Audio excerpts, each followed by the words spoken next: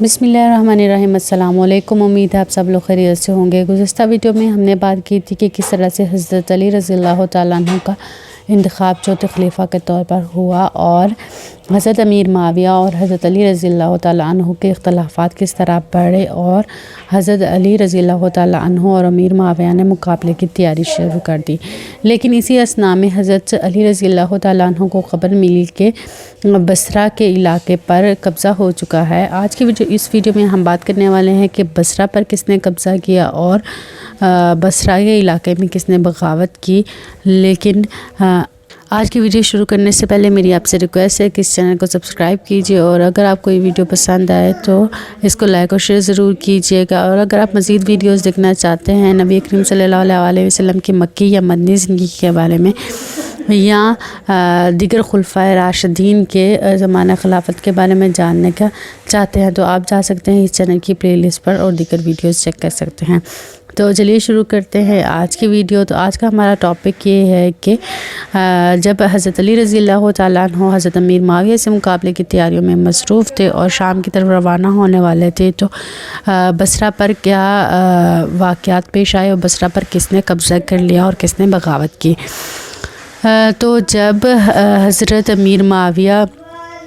ने हज़रत अली के ख़िलाफ़ बगावत कर दी तो हज़रत अली रज़ियल्लाहु तआला अन्हु का जो पूरा फोकस था वो हज़रत अमीर माविया पर था। तो इसी दौरान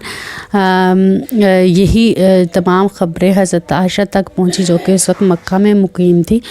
और हज़रत आयशा को इल्म हुआ कि हज़रत उस्मान रज़ियल्लाहु तआला अन्हु को शहीद कर दिया गया है और हज़रत अली रज़ियल्लाहु तआला अन्हु की बैत कर ली गई और उनको खलीफा मान लिया गया है। तो हज़रत आयशा रज़ियल्लाहु तआला अन्हा को हज़रत उस्मान रज़ियल्लाहु तआला अन्हु की शहादत का बहुत कलक था और उनको बहुत अफसोस हुआ और वो चाहती थी कि कातिलीन को पूरी सज़ा मिलनी चाहिए और इनको पकड़ा जाना चाहिए। इसी असना में हज़रत ज़ुबैर और हज़रत तलहा रज़ियल्लाहु तआला अन्हुम दोनों हज़रत अली की इजाज़त के साथ मक्का रवाना हुए और इन्होंने शिकवा किया कि हज़रत अली रज़ियल्लाहु तआला अन्हु हज़रत उस्मान रज़ियल्लाहु तआला अन्हु के कातिलीन से बदला लेने के लिए उनका क़िसास लेने के लिए सुस्ती बरत रहे हैं और एक ठोस इक़दामात नहीं उठा रहे कि जिससे हज़रत उस्मान रज़ियल्लाहु तआला अन्हु के कातिलीन को पकड़ा जा सके और उनको कैफ़र किरदार तक पहुंचाया जा सके।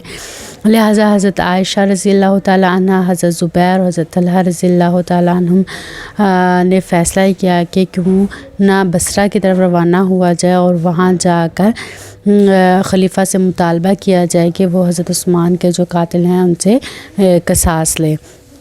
लिहाजा ये तमाम अफराद अपने हमायतियों को लेकर बसरा की तरफ रवाना हुए और वहाँ जाकर अलम बगावत बुलंद किया और खलीफा राबे हज़रत अली रज़ियल्लाहु तआला अन्हु से मुतालबा किया कि हज़रत उस्मान के कातिलीन को पकड़ा जाए फ़ौरन। जब हज़रत अली रज़ियल्लाहु तआला अन्हु को इस तमाम वाक़े का इल्म हुआ तो आपने भी बसरा की तरफ अपनी फ़ौज लेकर रवाना होने की तैयारी शुरू कर दी।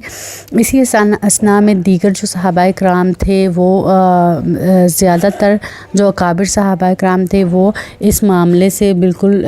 किनारा कश रहना चाहते थे।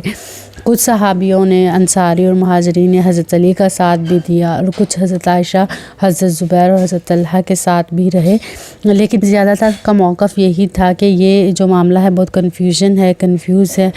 और कोई भी चीज़ वाज़े अपनी हैत में नहीं है। लिहाजा हमें किनारा कश रहना चाहिए जब तक कि कोई हालात वाज़े तौर पर सामने ना आ जाएं। हज़रत अली रज़ियल्लाहु तआला अन्हु को बहुत सारे सहाबाए कराम जिनमें हज़रत अब्दुल्ला बिन सलाम और दीगर सहाबी शामिल हैं उन्होंने मना किया कि आप मदीना से बसरा की तरफ रवाना ना हों और ये ना हो कि मुसलमान आपस में ही जंग कर बैठें और आपस में एक दूसरे के खून के प्यासे बन जाए। लेकिन हज़रत अली रज़ियल्लाहु तआला अन्हु फ़ैसला कर चुके थे। वो अपने हमायतियों को लेकर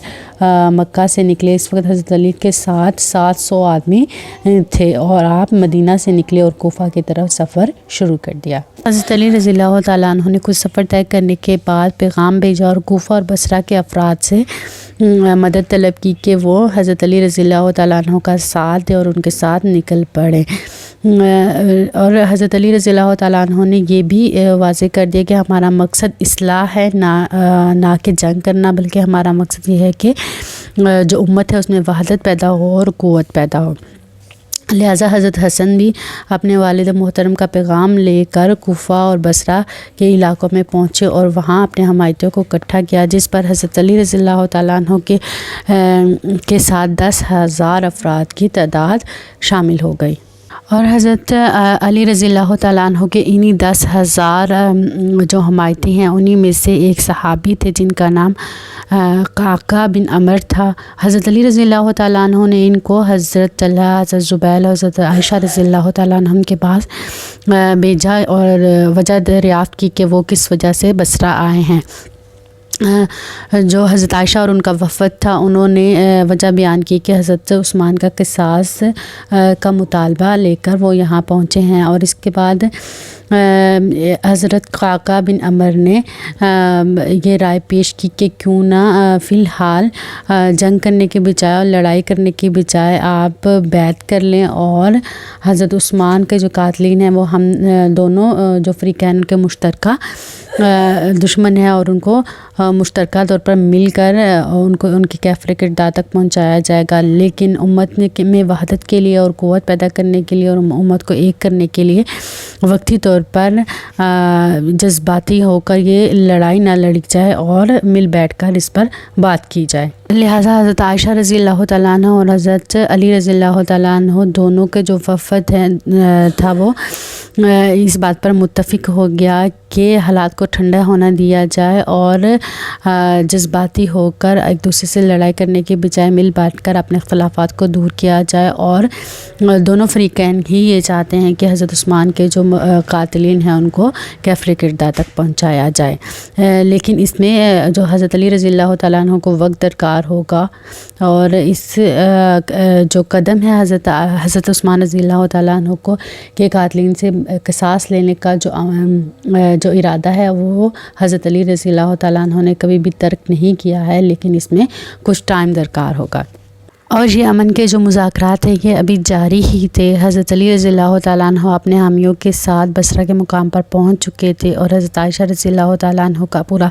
لشکر بھی بصرہ میں موجود تھا۔